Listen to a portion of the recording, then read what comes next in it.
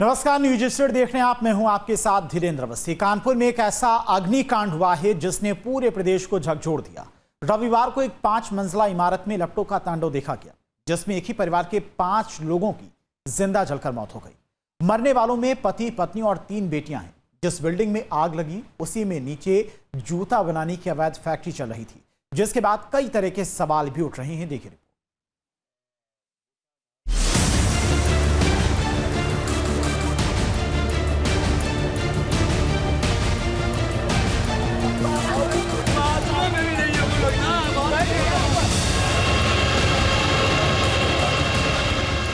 बच्चे जल गए, भांजा जल गया, बहू जल गई, क्या उसमें बोला जाए। लपटों से घिरी इमारत, चारों तरफ अफरा तफरी, आसमान छूता धुएं का गुबार और लोगों की चीत्कार। लेकिन कुछ देर बाद यहाँ का मंजर कुछ ऐसा हो जाता है कि जिस किसी ने देखा उसकी रूह कांप उठी।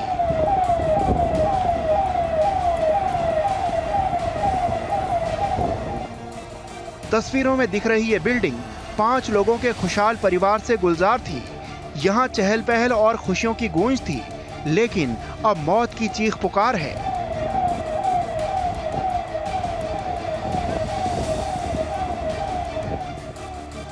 ये दर्दनाक घटना कानपुर के चमनगंज इलाके की है। यहाँ इस 5 मंजिला इमारत में आग लगने से एक ही परिवार के 5 लोग काल के गाल में समा गए और छोड़ गए वो अनगिनत सवाल जो इस तरह के हर बड़े हादसे के बाद छूट जाते हैं। ये जहाँ पे आग लगी है इससे दूरी बना के रखिए। फायर ब्रिगेड अपना काम कर रहा है, उनके कार्य में आप लोग सहयोग कीजिए। कानपुर में एक बिल्डिंग में आग लगने की वजह से 5 लोगों की जलकर दर्दनाक मौत हो गई। बेसमेंट में आग लगने के बाद आग की लपटें लगातार बढ़ती चली गई और आग ने पूरी बिल्डिंग को अपनी जद में ले लिया। देखते ही देखते बिल्डिंग के 5वें फ्लोर में आग लग गई, जिसके चलते इलाके में हड़कंप मच गया। आसपास के लोग भी दौड़ने भागने लगे और बिल्डिंग से जो लोग निकल पाए वो निकल पाए। इसी दौरान एक परिवार बिल्डिंग में फंस गया और वह नीचे नहीं निकल पाया। सूचना पर पहुंची फायर ब्रिगेड की गाड़ियों ने आग पर काबू पाने के लिए कोशिश करना शुरू किया। थोड़ी देर बाद गाड़ियों पर गाड़ियां आने लगी, लेकिन जब तक आग पर काबू पाया गया तब तक 5 लोगों की मौत हो गई थी। पति, पत्नी और उनके 3 बच्चों ने आग में जल करके दम तोड़ दिया। आपको बता दें कि इस बिल्डिंग के बेसमेंट और पहले तल पर जूते का कारखाना संचालित हो रहा था। बताया जा रहा है शॉर्ट सर्किट से आग लगी और क्योंकि जूते का कारखाना होने की वजह से यहाँ पर केमिकल के तमाम ड्रम मौजूद थे, तो ऐसे में केमिकल के ड्रमों ने आग पकड़ना शुरू कर दिया। उनमें विस्फोट हुए और जिसके बाद ये आग लगातार बढ़ती चली गई। पहले फ्लोर से दूसरे फ्लोर, उसके बाद तीसरे और चौथे फ्लोर तक आग चली गई। जिसके बाद जब दमकल कर्मी यहाँ पर पहुंचे तब तक स्थिति बहुत ज्यादा विकराल हो चुकी थी। रविवार रात 8 बजे इस बिल्डिंग में लपटों ने ऐसा तांडव मचाया कि पति, पत्नी और 3 बेटियों की जिंदा जलकर मौत हो गई।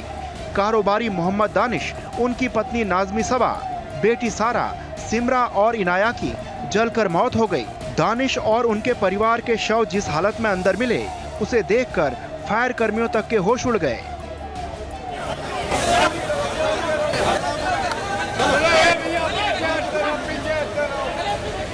8 घंटे की मशक्कत के बाद भी आग पर पूरी तरीके से काबू नहीं पाया जा सका।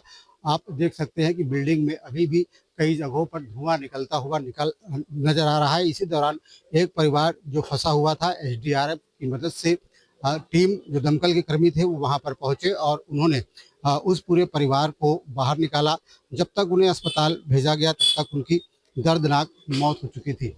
आपको बता दें कि कानपुर में इस तरीके की तमाम बिल्डिंग्स दिखाई पड़ती हैं जो बहुत ही छोटे से एरिया में बनाई गई हैं, गलत तरीके से बनाई गई। इन बिल्डिंग्स में फायर सेफ्टी के कोई नॉर्म्स नहीं हैं, जो कि आग लगने पर लोगों के लिए लाक्षागृह साबित होती रहती है। इस हादसे ने कानपुर शहर ही नहीं बल्कि पूरे प्रदेश को झकझोर दिया है। लेकिन ये भीषण हादसा हुआ कैसे? तो इसके पीछे की जो वजह निकलकर सामने आ रही है वो इसी बिल्डिंग के बेसमेंट और ग्राउंड फ्लोर पर संचालित जूता चप्पल बनाने का कारखाना है, क्योंकि आग इसी कारखाने में लगी और विकराल हो गई। शॉर्ट सर्किट की वजह से आग की शुरुआत ग्राउंड फ्लोर पर कारखाने से हुई। देखते ही देखते आग पूरी बिल्डिंग में फैल गई। घर में रखे सिलेंडर, केमिकल और एसी फटने लगे। आग ने 10 से 15 मिनट में पूरी बिल्डिंग को चपेट में ले लिया। उसके बाद जो हुआ वो रोंगटे खड़े कर देने वाला है। पाँच लोग जो है डेथ हो गई। 5 लोगों के 3 बच्चे थे, दो जो है हस्बैंड वाइफ। भांजा मेरा। बच्चे कितने? बच्ची एक 14 साल की थी, एक 11 साल की थी, एक 7 साल की लमसम। कितने बजे हादसा हुआ? 8:30 लमसम बता रहे हैं लोग, जो है हम तो जहाज में रहे थे 9 बजे, 8:30 पौने 9 का बीच लोग बताए मैं। और कोई भी परिवार के लोग थे साथ में? नहीं, परिवार के लोग थे, वो तो जाजमऊ गए थे। भाई था उनका, वो गया था जाजमऊ, दावत थी, साड़ू गया उनके, तो वो जाजमऊ गया हुआ था, तो बच गए। उनके पापा अपने आप नीचे उतरा, उनको मालूम नहीं, अपने आप ही उतरा, वैसे ही आगे उतरते हुए तो बच गए वो। आग की सूचना पर दमकल विभाग की 20 गाड़ियां मौके पर पहुंची, लेकिन आग के आगे वो भी बेबस नजर आई। रात 1:30 बजे लखनऊ से एसडीआरएफ के जवान भी रेस्क्यू के लिए पहुंच गए। आग को देखते हुए आसपास की इमारतें खाली कराई गईं। फायर फाइटर्स ने आग बुझाने की कोशिश की, लेकिन मकान में केमिकल रखा होने की वजह से आग कंट्रोल नहीं हो पाई। दमकल विभाग की टीम ने ऊपरी फ्लोर में कई जगह दीवार तोड़कर छेद किए, फिर अंदर पानी डाला गया। करीब 5 घंटे के रेस्क्यू के बाद फायर टीम ने माता पिता और 3 बेटियों के शव निकाले।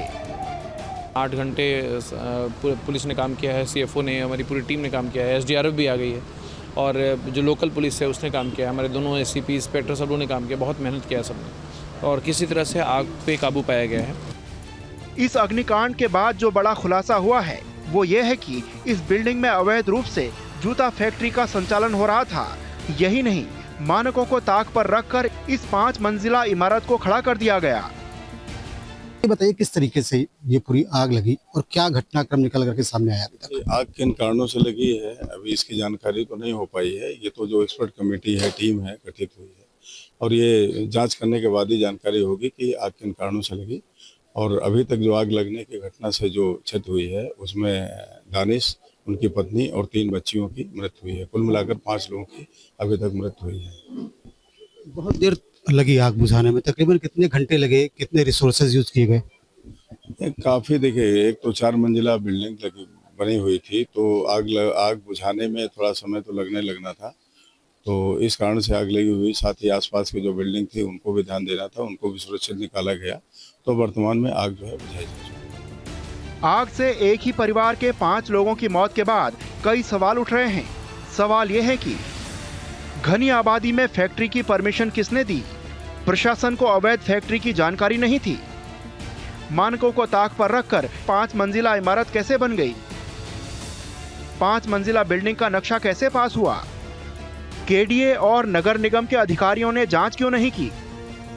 बिल्डिंग को सील करने की कार्रवाई क्यों नहीं की गई? इस कारखाने को फायर की एनओसी कैसे मिली? इस इमारत में बहुत ज्यादा मात्रा में चमड़ा और केमिकल जमा किया गया था। यही आग फैलने की सबसे बड़ी वजह बताई जा रही है। इस अग्निकांड ने पूरे कानपुर महानगर को झकझोर कर रख दिया है। तो क्या यह आग सिर्फ एक हादसा नहीं, बल्कि लापरवाही और सिस्टम की अनदेखी का नतीजा थी? क्योंकि इमारत में ना तो आपातकालीन निकास था और ना ही आग बुझाने के इंतजाम थे। लेकिन किसी को क्या पता था कि एक दिन ऐसा दिल दहला देने वाला हादसा होगा और एक खुशहाल परिवार खत्म हो जाएगा। Team news street.